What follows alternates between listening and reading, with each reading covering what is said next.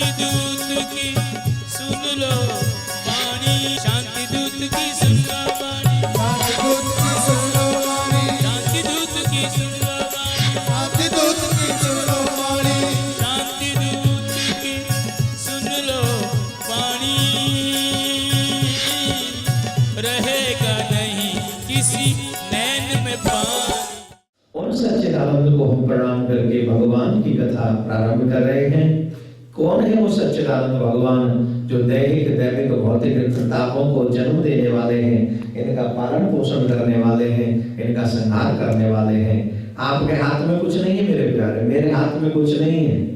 न जन्म मेरे हाथ में है, न जीवन मेरे हाथ में है, न मृत्यु मेरे हाथ में। आपके हाथ में है क्या? हम सिर्फ कर्म कर सकते हैं, इसके अलावा हम कुछ नहीं कर सकते। कर्म हम कर रहे हैं, उसका फल कितना मिलेगा ये भी हमें पता नहीं है। तो जब भगवान ने कृपा की, करुणा करके हमें मानव जन्म दे दिया, तो पालनहार कौन है, वो जन्मदाता कौन है, वो संहार करता कौन है? ऐसे सच्चिदानंद को मेरा कोटि नमन है। उनको प्रणाम करके भागवत कथा प्रारंभ करें। ऋषि मुनि जब भी विराजते हैं, ऋषि मुनि जब भी चर्चा करते हैं, उनके मन में एक ही उद्देश्य होता है, जन कल्याण। उनका कल्याण कैसे हो, उनका बेड़ा पार कैसे हो। और विशेष तौर पर हमारे ऋषि मुनियों को सबसे ज्यादा चिंता रहती है कलयुग के लोगों की। किनकी? कलयुग के लोगों की इतनी चिंता क्यों रहती है भगवान? भक्तों को, संतों को, महात्माओं को। क्योंकि कलयुग के व्यक्ति को ही अपना कल्याण का उद्देश्य और मकसद और कर्म नहीं पता। यूं तो भटकने वाले हर एक युग में है, ऐसा नहीं है कि और युगों में लोग भटकते नहीं हैं। हर जगह भटक जाते हैं, हर एक युग में बड़े बड़े लोग भटक जाते हैं। एक से एक अभिमानी हर एक युग में हुआ। लेकिन कलयुग के लोगों की संख्या कुछ ज्यादा है भटकने में। परसेंटेज देखे जाएंगे ना, तो यहां 90% भटकेंगे और वहां से 10% भटकेंगे। सतयुग में तो 5% ही भटकते हैं, त्रेता युग में 10-15% भटक जाते हैं, द्वापर युग में थोड़ा 30 या उससे भी नीचे आ जाओ। लेकिन कलयुग में तो 90% भटके और है, आप सब देखते हो। आप किसी से भी चर्चा कर लो धर्म की, वो एक अलग ही अपने हिसाब से उसका धर्म है। हरि के भजन की चर्चा कर लो, उनका भजन अलग ही है। बहुत से लोग कह देते हैं work is worship. I am not against, yes work is worship, but what is the worship of your soul? तुम्हारी आत्मा की पूजा क्या है? मीनिंग ऑफ वर्क और वर्शिप, इसका मतलब समझते क्या है? ये तो आपके शरीर का वर्शिप है, पालन पोषण आपके शरीर का है। वर्क इज वर्शिप, कर्म ही पूजा है। और कर्म मीन्स कौन सा? जिससे आप लोगों को लगता है, हमको लगता है अर्निंग हो रहा है। यहां पर इतने लोग बैठे हुए हैं, इनमें से कुछ दिव्य आत्माएं जरूर ऐसी पवित्र बैठी हैं जिनके लिए कथा हो रही है। एक दो पवित्र आत्माएं जरूर हैं यहां पर, और उन पवित्र आत्माओं के कल्याणार्थ श्रीमद् भागवत कथा का आयोजन यहां पर हुआ है। अब मुझे ये सोचना है, क्या वो पवित्र आत्मा मैं बन सकता हूं? क्या मैं हरि के नजदीक जाने वाली वो आत्मा मैं तो नहीं? क्या भगवान ने मुझे तो नहीं चुना? अगर मुझे चुना है तो मुझे फिर इस पे खरा उतरना है, मुझे अपने जीवन का कल्याण करना है। आइए आप कर्म करो, लेकिन दोनों कर्म करो। कौन से कर्म करें? बोले पालन पोषण भी होता रहे, शरीर का भी और आत्मा का भी, दोनों हो, एक ना हो। एक के चक्कर में गमा दो चीज नहीं। और अगर एक को छोड़ना ही पड़े तो बोले फिर कर्म छोड़ना। कौन सा कर्म? बोले दुनिया वाला कर्म पकड़ना हो तो बोले आत्म कल्याण वाला कर्म पकड़ना। बोले महाराज हम बोले बाबा जी बना के छोड़ोगे आप? बाबा जी नहीं बने। करो कोई, करता कोई है। तुम कितनी भी कोशिश कर लो, लोग जॉब पे जाते हैं, एक्सीडेंट हो जाता है, कहां जाते हैं वापस? कहां जाते हैं? हॉस्पिटल। एक बार में अभी कथा आ रही थी किसी संत महात्मा की टीवी पे, मैं जोर जोर से वो बोल रहे थे, मैं सुन रहा था। बड़ा सुंदर आनंद वाला प्रसंग तो मैंने कहा जरा लाउड स्पीकर तेज कर दो, मुझे सुनना है। तैयार भी हो रहा था, सुनना भी था। बड़ा अच्छा जिंदगी जब तक है झमेले कम न होंगे। जिंदगी जब तक है झमेले कम न होंगे, लेकिन अफसोस है इस जिंदगी में, संसार में एक दिन हम न होंगे। आज जिंदगी के मेले कभी कम न होंगे, अफसोस इस बात का है कि एक दिन मेले में हम न होंगे। ऐसे कर लो, यही सच है। मेले का ही गाना हैं? मेले का ही गाना है मोहम्मद रफी। अब हमें नहीं पता, हम तो आज सर किसी कथा सुन रहे तो वहां से सुना और हमें बहुत अच्छा लगा। देखो, अच्छी चीज कहीं से भी चुरा लो, ठीक है ना। मतलब अब बोले झमेले, पैदल चलने वाले को पूछो भाई व्हाट इज योर प्रॉब्लम, बोले I don't have car, this is my problem. when you have a car, then your think problem is finished. चलो कार आ गई, अब अगली प्रॉब्लम, बोले कार रेड लाइट पे खड़ी थी, पीछे से कटने ठोक दी। अब बोलो प्रॉब्लम ये बड़ी कि वो बड़ी? पहले तुम पैदल चल रहे थे, प्रॉब्लम वो बड़ी थी कि किसी ने आके पीछे से ठोक दिया, ये बड़ी है? अब प्रॉब्लम कौन सी बड़ी भाई? बोलो तो सही। पैदल चल रहे थे तो कम से कम सेफ तो थे। अब गाड़ी में चल रहे, उसने तो ठोक दिया, हाथ पैर टूट गए, जिंदगी भर तो तुम्हें पैसा के लेके चलना पड़ेगा। प्रॉब्लम तो ये बड़ी हो गई। ये मत सोचो कि तुम कभी जिंदगी में फ्री हो सकते हो, कभी ये मत सोचो कि जिंदगी में तुम्हें हमेशा फ्रीडम मिल जाएगा और तुम एक दिन फ्री होगे तब तुम भक्ति कर सकोगे। No my dear, no, you don't know कि हम जिंदा कब तक रहेंगे। We don't know how many days I have, how many days we have, how many months, how many years, we don't know. तो फिर how can you say, how dare to say, जब मैं फ्री हो जाऊंगा तब भक्ति करूंगा? ना ना ना मेरे प्यारे, राधे राधे बोलना है तो आज ही बोलना पड़ेगा, आज ही, क्योंकि कल नाम काल का है। कल किसने देखा भैया? तो क्या बोलेंगे एक बार? राधे राधे, ठीक है। तो हमारे ऋषि मुनियों को किस बात की चिंता है? कलयुग के लोगों की। और कलयुग के लोगों को किस बात की चिंता है? कमाई की। और कमाई को किसकी चिंता है? तुम्हारी पिटाई की। अगर कमाओगे और सारा ही जीवन कमाने में निकाल दोगे तो यमराज के यहाँ पिटाई होगी कि नहीं? एक बात तो अनुभव किया है भैया इस मानव जीवन से, जितना धन कमा लोगे उतने ही बुरे काम करोगे। जितना धन कमा लोगे उतने ही बुरे काम करोगे। प्रभु कृपा और गुरु कृपा जब होती है तब ही कमाई तुम्हारी अच्छी जगह पे लगती है। उसके बावजूद भी तुम्हारे विचार शुभ बने रहे, उसके बाद ही ये संभव है। उसके बाद भी एक गरीब ब्राह्मण थे, प्रसंग सुना कि फिर आगे बढ़ूंगा, ध्यान से सुनना, बहुत गजब की बात है। आप सबको मैं इसलिए सुनाता हूं, बार बार आपको लगता है कि कथा नहीं सुना, हमें सर्च भी करना पड़ता है कि आपको नया क्या सुनाए। सिर्फ हम बैठे ही नहीं रहते, कुछ ना कुछ सर्च भी करना पड़ता है हमको भी, कि आपको नया बताएं, जिससे आपके घर का दरवाजा बंद हो। बहुत से लोग हमसे प्रश्न करते हैं, बोले महाराज कथा तो बहुत सुनते हैं लोग, सुधरते क्यों नहीं? अगर आपकी कथा में दम है तो लोगों को सुधारो ना। तो उन लोगों से मेरा एक प्रश्न है, आपसे भी एक प्रश्न है, आपके घर का दरवाजा बंद हो और कोई व्यक्ति आना चाहे और आप ताला खोलने के लिए तैयार नहीं है, तो बताओ वो व्यक्ति अंदर जाके सोफे पे बैठ सकता है? जवाब दीजिए, जवाब दीजिए। उसे बैठना है तो सबसे पहले दरवाजा तो खुले। दरवाजा जब खुलेगा तब ना वो भीतर जा सकेगा। बोले कहना क्या चाहते हो? बोले सीधा सा कहना चाहते हैं, जब तक दिमाग का दरवाजा नहीं खोलोगे और दिल के सोफे पे उसे नहीं बैठा लोगे, किसको? जो सुन के आए हो, तब तक तुम्हारा कल्याण कैसे होगा? तब तक तुम सुधरोगे कैसे? जो सुन रहे हो उसके लिए पहले दरवाजा खोल के रखो दिमाग का। कैसे खोले? बोले दिमाग का। बैठा ले कहां? दिल में। और फिर जब आने वाले को चाय पानी पिलाते हो कि नहीं? पिलाते हो कि नहीं? तो क्या करें? बोले जो आपने सुना है उसे प्रैक्टिकल लाइफ में उतारो। ज्यादा नहीं, थोड़ा बहुत उतारो। थोड़ा बहुत भी उतारोगे तो मेरा विश्वास है कि तुम्हारा कल्याण ही होने वाला है। एक ब्राह्मण देवता थे, बड़े दीनहीन ब्राह्मण देवता थे, बड़े दुखी रहा करते थे। तो एक दिन उनकी बेटी ने कहा, उनकी जवान बेटी थी, पिताजी आप हमेशा अपसेट क्यों रहते हो?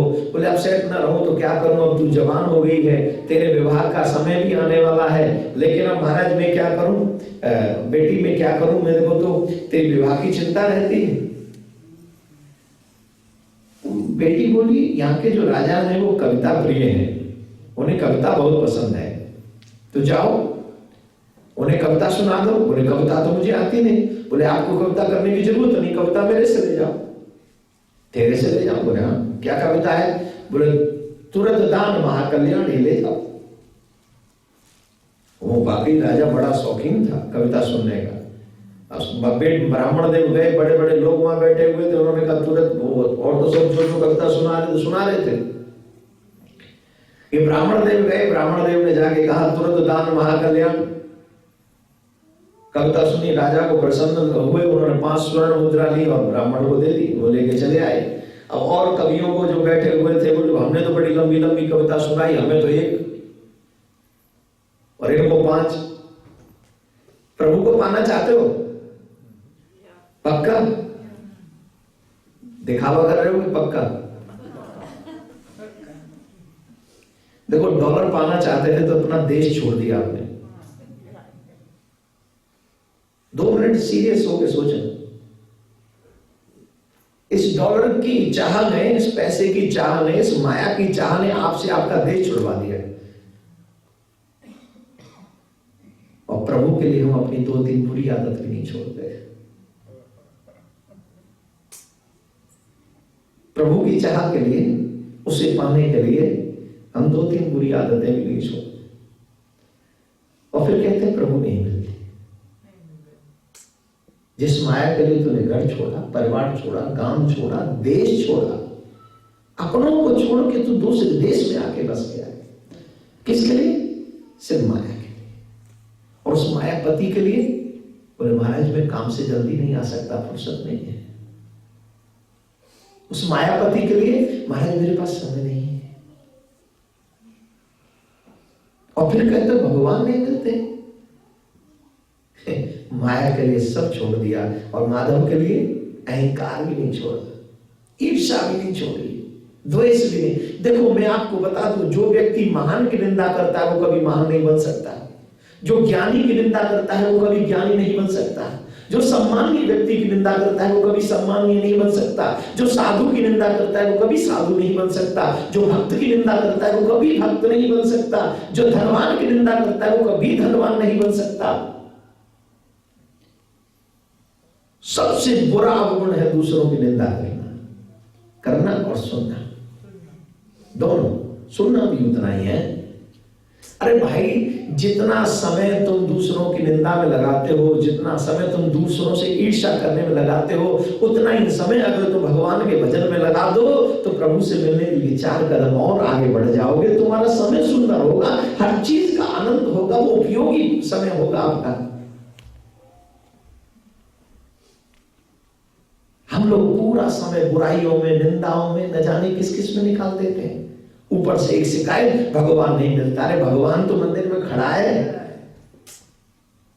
इसको मिलने वाले सिर्फ संडे को आते हैं, तो ये क्या करें? कभी आपने सुना है कि भगवान के मंदिर बंद हो गए, उन्होंने कह दिया मैं किसी से नहीं मिलूंगा? भगवान कभी नहीं कहता मैं किसी से नहीं मिलूंगा। हमेशा इंसान कहता है कि आई डोंट हैव टाइम। तो भगवान पे क्यों दोष लगाए हम? दोष तो हमारा है। ईर्ष्या, हर जगह ईर्ष्या व्याप्त है। ऐसा मत सोचना कि ईर्ष्या सिर्फ हम में और तुम में। लीडरों में भी ईर्ष्या होती है। लीडरों का होना जो लाजमी है, तो मार काट वाले लोग हैं, गद्दी छीनने का चक्कर रहता है। इनकी तो बात छोड़ो, सम्मान की ईर्ष्या सबको हो गई है आजकल। सबको सम्मान पाना है अपना। साधु संत भक्तों में भी ईर्ष्या, वो उसके भक्त मेरे से ज्यादा है, उसका स्थान मेरे से बड़ा है, उसका भजन मेरे से ज्यादा है। अरे तुम्हारा भला करे, जितना ध्यान तुम दूसरों पर दे रहे हो उतना ध्यान अपने आप पे दे लो, तो तुम्हारा निर्मल मन हो जाएगा, परमात्मा से मिलने के काबिल हो जाओगे। जब व्यक्ति अकेला होता है ना तो चिंतन अच्छा करता है। अभी 2-3 दिन में थोड़ा सा रेस्ट में था तो चिंतन हुआ, और जब चिंतन हुआ तो कुछ चीजें सामने आई। मैं आप सबसे कहना चाहता हूं, हरि तो मिलने के लिए तैयार है, हम ही तैयार नहीं है।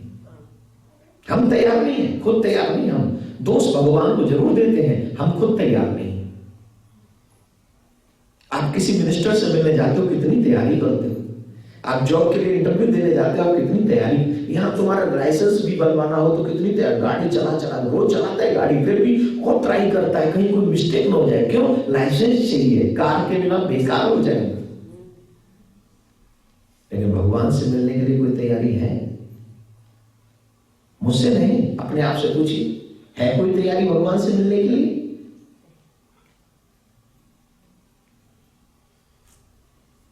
तो और कभी छोड़ो, अब इसके आगे आप खुद समझना कि क्या तैयारी करनी चाहिए।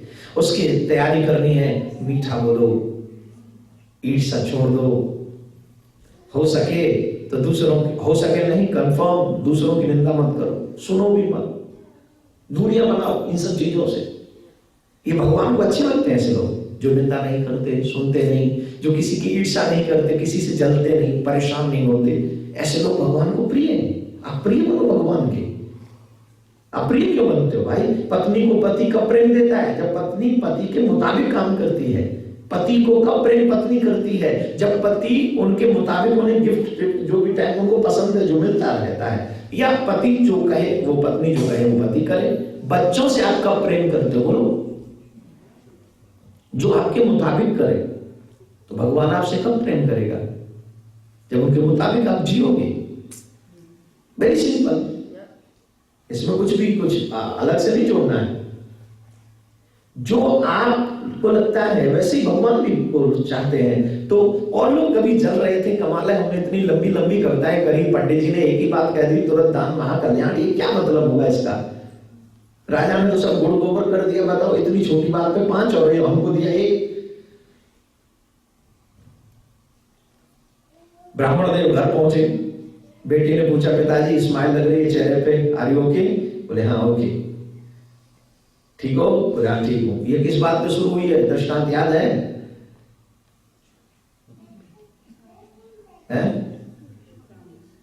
जिंदगी में कभी फुर्सत नहीं होने वाली उस बात पे, कभी खुश नहीं होने वाले।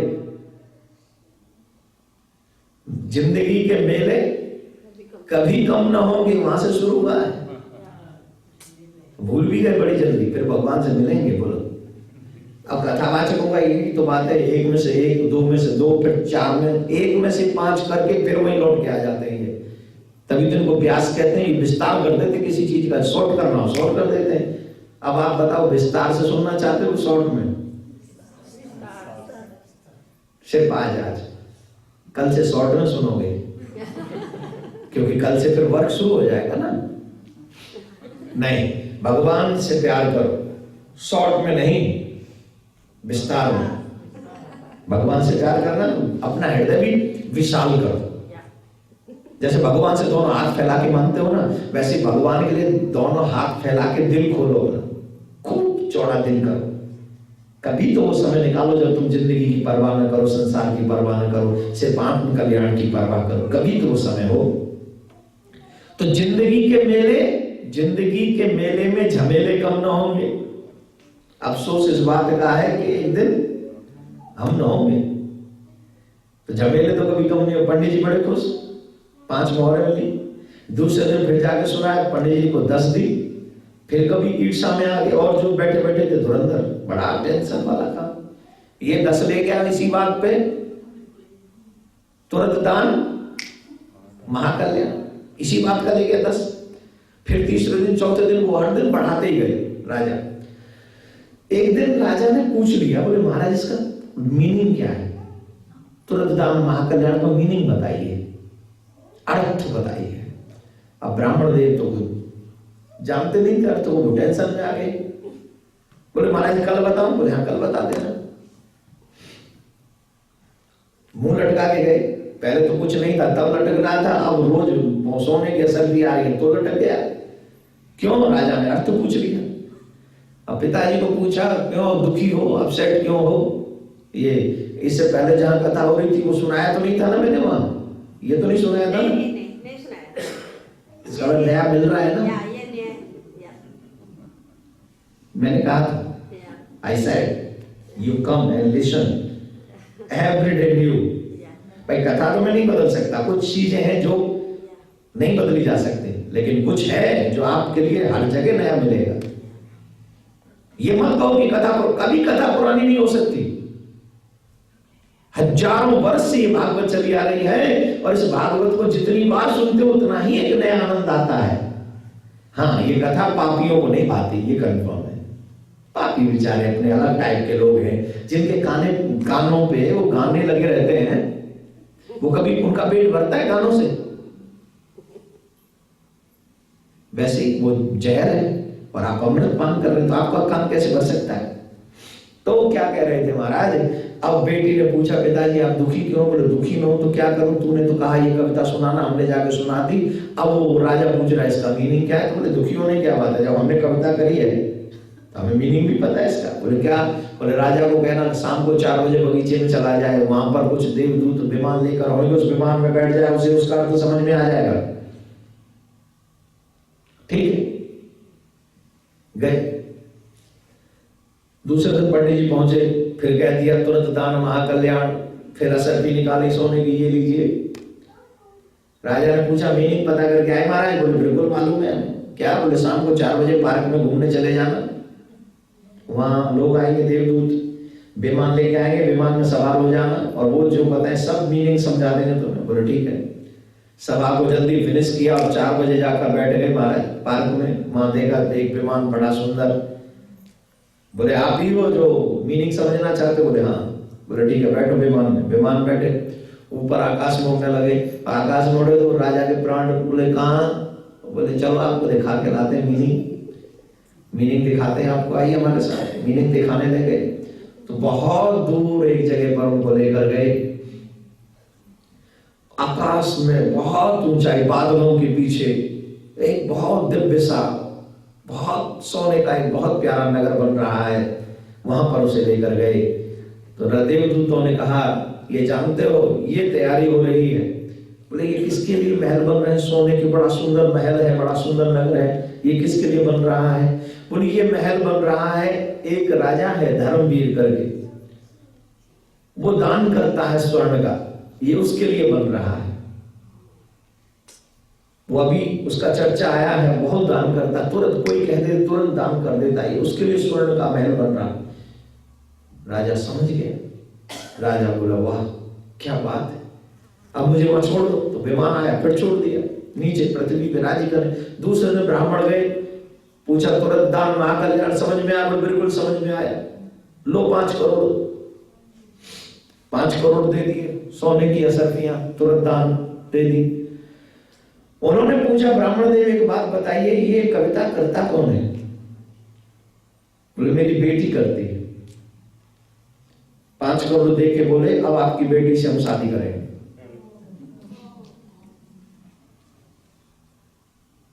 ओ हाँ, बी प्लाइट राइट।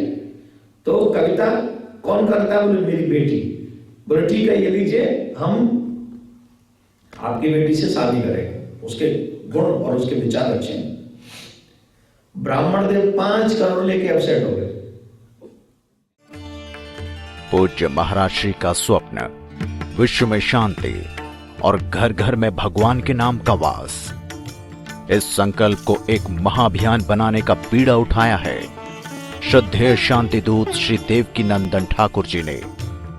भौतिकता के दौर में भटक रही युवा पीढ़ी को भी अपने महाअभियान से जोड़कर उनको भी भगवत भक्ति के रस से सराबोर करने का दृढ़ निश्चय किया है महाराज श्री ने।